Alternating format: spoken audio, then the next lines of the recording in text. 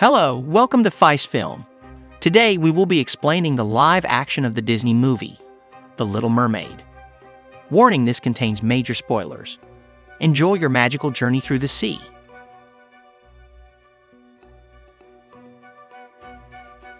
The movie begins with a ship carrying sailors who mistakenly believe they have encountered a mermaid.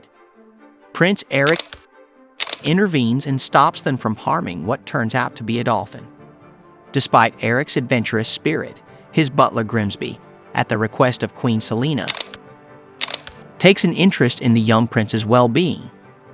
In the commotion, the sailors accidentally knock a telescope overboard.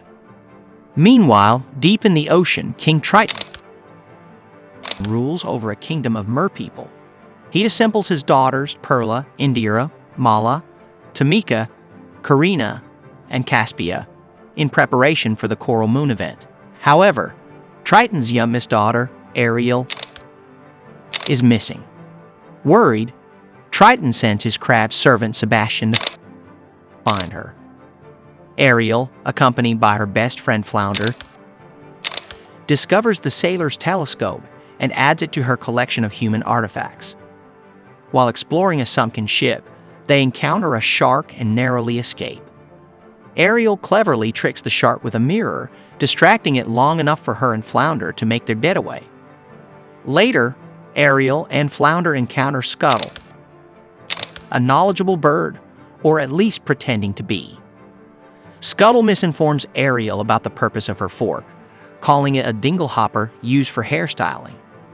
Sebastian arrives and informs Ariel that she missed the Coral Moon meeting, forcing her to return to her father. Unbeknownst to Ariel, two eels named Flotsam and Jetsam, sent by their mistress Ursula, Triton's resentful sister, spy on her. Ursula plans to use Ariel as a pawn to overthrow her brother. When Ariel finds Triton, he scolds her and reminds her to avoid the surface because humans were responsible for her mother's death. Ariel retreats to her cave, where she keeps her collection of human artifacts and expresses her longing to explore the world above. Ariel follows some fireworks in the sky and discovers a celebration for Eric's 21st birthday. Grimsby advises Eric on the responsibilities that come with being king. Ariel captures Max, Eric's dog's attention, but Eric fails to notice her.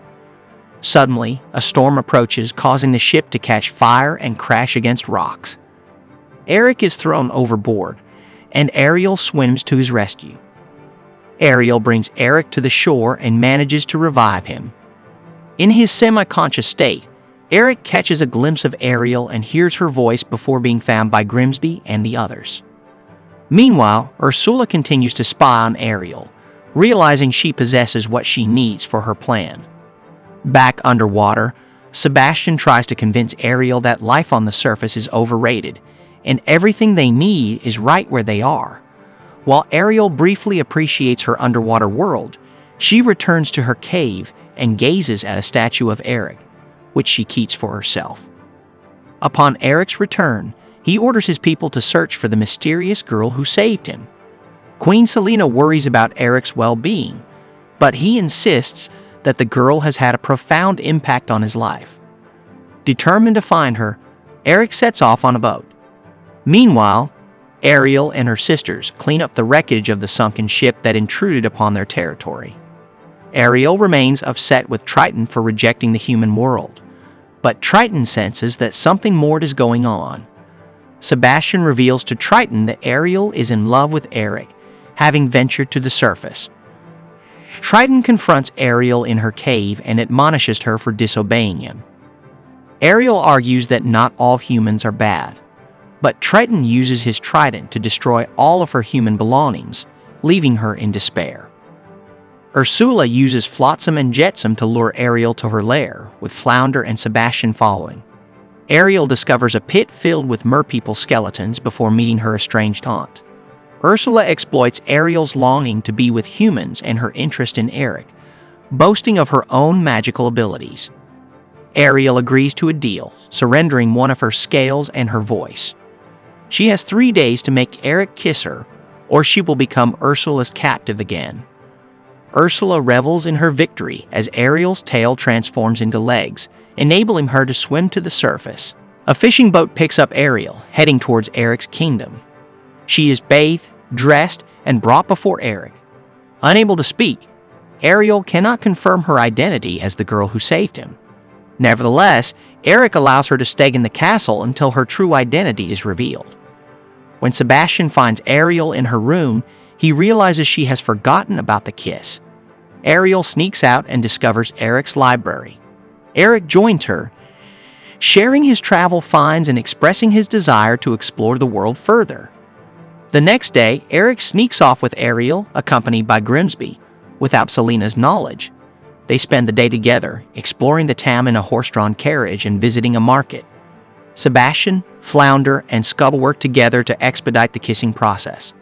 Scuttle steals Eric's hat, luring them onto a boat to sail across a lake. With the help of other animal creatures, they create a romantic atmosphere. Ariel manages to communicate her name to Eric through various clues. Just as they are about to kiss, Flotsam and Jetsam capsize their boat.